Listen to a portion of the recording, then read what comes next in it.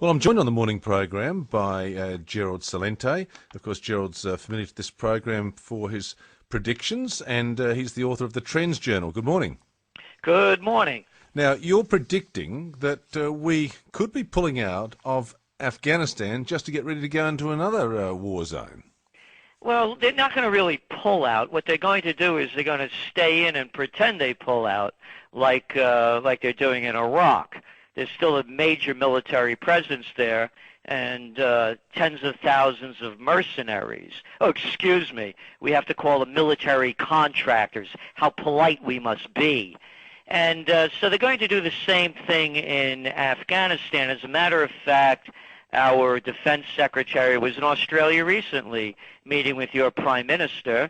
And the word is, of course, that you, the taxpayer, that may have difficulty making ends meet, gasoline prices too high, job isn't paying enough, having trouble meeting the mortgage or paying the rent, more of your money is going to be donated via your prime minister, along with the United States and several other nations, to keep supporting the Afghan massacre that's been going on now for 11 years, for at least another 10.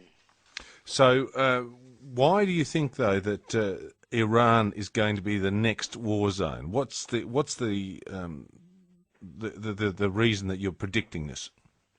Well, the reason is that it's unreasonable people, obviously, but the reason is look what the major news has been lately. Hey, those North Koreans were going to send up a rocket into space, and you look at the set that they had; it looked like an erector set that kids put up. And, of course, it didn't go anywhere, but yet they kept fear and hysteria into the media for how long? Over a week. And then, just by the way, several days ago, India launched a ballistic missile that's capable of hitting Shanghai and Beijing.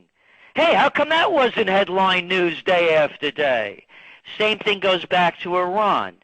You need somebody to hate in a world filled with psychopaths and money junkies, excuse me, I should use the proper language, bankers, presidents, and prime ministers that are leading their countries to war. You know, I just got back from Berlin, and what you see there, you can see the destruction of war. You see beautiful buildings from the 1800s and early 1900s that were built, and then new construction since the end of World War II. And I kept saying to myself as I saw these blocks after blocks of these fill-in buildings between the old ones, what does it take people to say, no, I'm not going to follow the leader anymore? And the leaders are leading us to war. Israel is leading us to war. The United States, oh, by the way, as I speak, a new executive order from El Presidente Los Estados Unidos. I say that because it's turning into a banana republic. They can now target predator drones. They're going into Yemen. They're not even identifying who the, quote, suspected militants are. They're not even giving them a name anymore. Only if the face is wrong, then they could blow them away. I'm not making this up. This is in the news. We're talking to GERALD CELENTE, the author of the Trends Journal, about his predictions for what's looking like more war on the horizon. One of the things, of course, that we've seen in recent times is the US presidential race underway. Now, just say, for example, a Republican wins there. Is it going to be a stronger chance of America going to war with Iran than if Obama held on? Not at all. Look at Obama, the Nobel Peace Prize winner. Double the troop strength in Afghanistan to 100,000, tripled it, excuse me, to 100,000 people, over 100,000. He started that lovely little war, that humanitarian mission in Libya without getting consent of Congress. He has, as I mentioned, they're going to be extending the war in Afghanistan, sending predator drones into Yemen, into Pakistan. No, it's a two-headed one-party system. So there's not going to be any difference in who gets elected. It's a syndicate, and it's just a different mob leader is the way I look at it. I'm a political atheist. I've been around too long. I worked in government. I was the assistant to the Secretary of the New York State Senate. I was in Washington, D.C. for 7 years. I know who they are. I know what it looks like, and it's more of the same.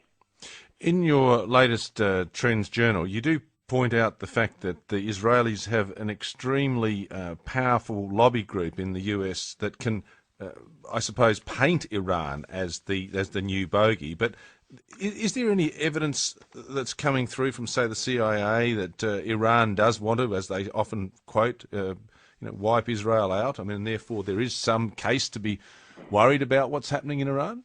No, and it's rhetoric, by the way. A threat is one thing, action's another thing. How many nuclear weapons does Israel have? An estimated 300 to 400. How many nuclear weapons does Iran have? They may be able to build one in several years. How many bases are surrounding Iran from the United States, in Afghanistan, in Bahrain, the Fifth Fleet, in Saudi Arabia, in Iraq? Iran is encircled by the United States and with Israel near it.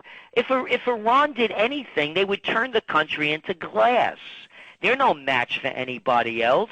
And the other point of this, too, is that from the information, and anybody could do it, they could do their own research, Ahmadinejad did not say that they were going to wipe Israel off the map, from all of the interpretations that I've seen of what he said.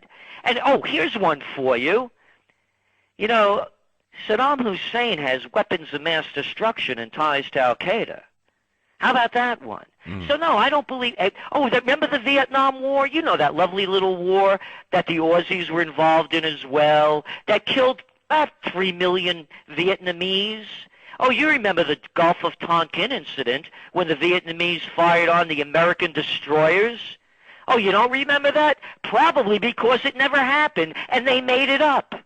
So why would anybody believe what politicians are telling them? These are nothing more than psychopaths and sociopaths. By their deeds you shall know them.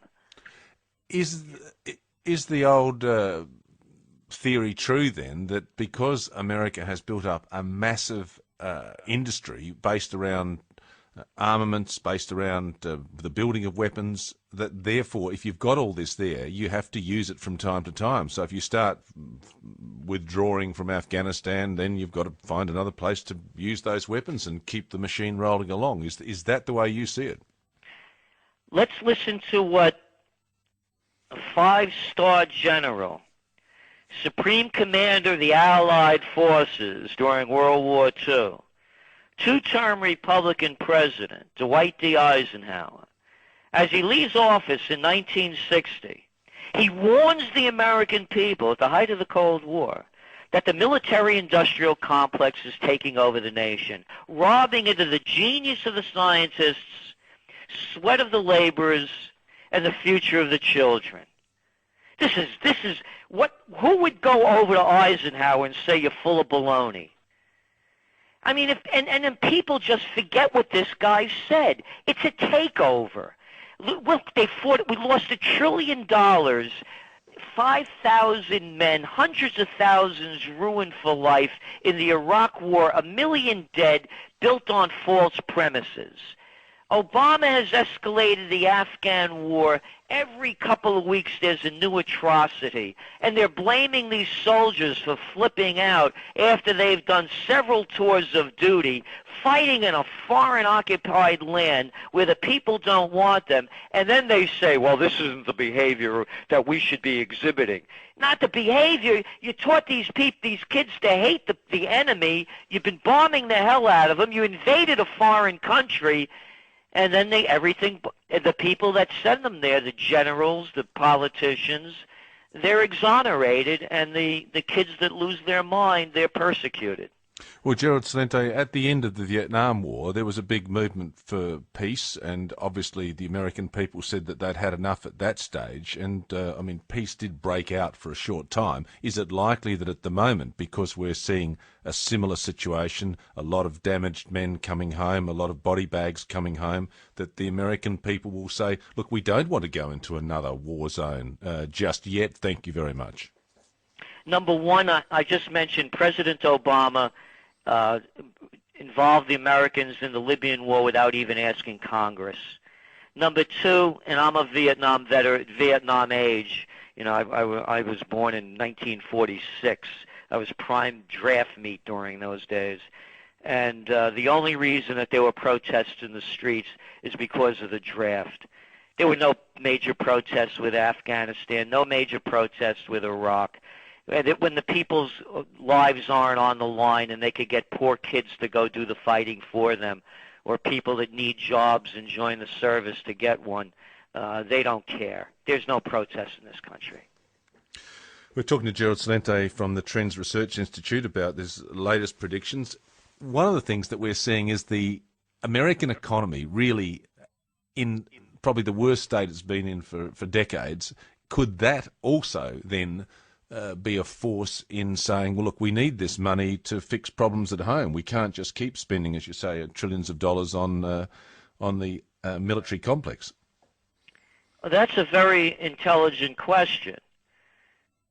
But you don't have intelligent people to ask that question to in politics. Of course. Look, we've spent over $13 trillion fighting the Cold War. Could you imagine what America would have looked like with $13 trillion? And we've probably spent more than that since, with making armaments that go into graveyards and sending people that go into graveyards with them. So, no, you're talking logic.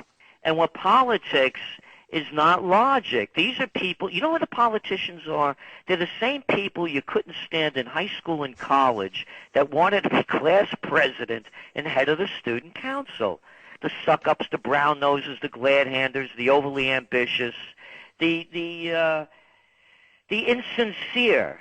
That's who they are. There's a word now. They call it career politicians. Could you imagine that? Someone who's never worked a day in their lives, that's been sucking off the public tit for most of their lives, and never really having to work for a living. All their expenses are paid, and they tell other people what to do. It's high school. That's all it is.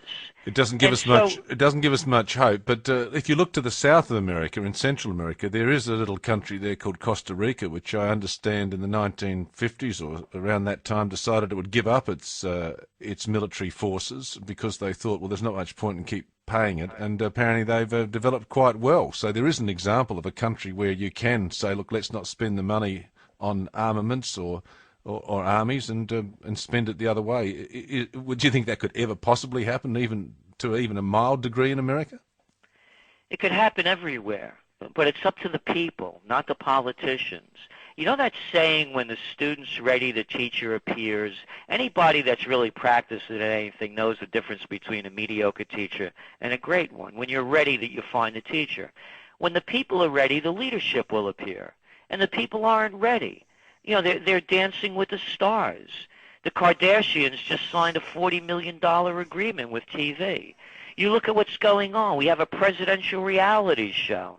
It's no different than watching American Idol. So the people aren't ready.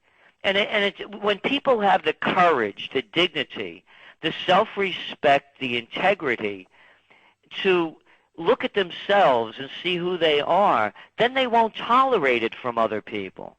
Again, you know, I'm amazed that we learn nothing from history, and history is merely repeating itself.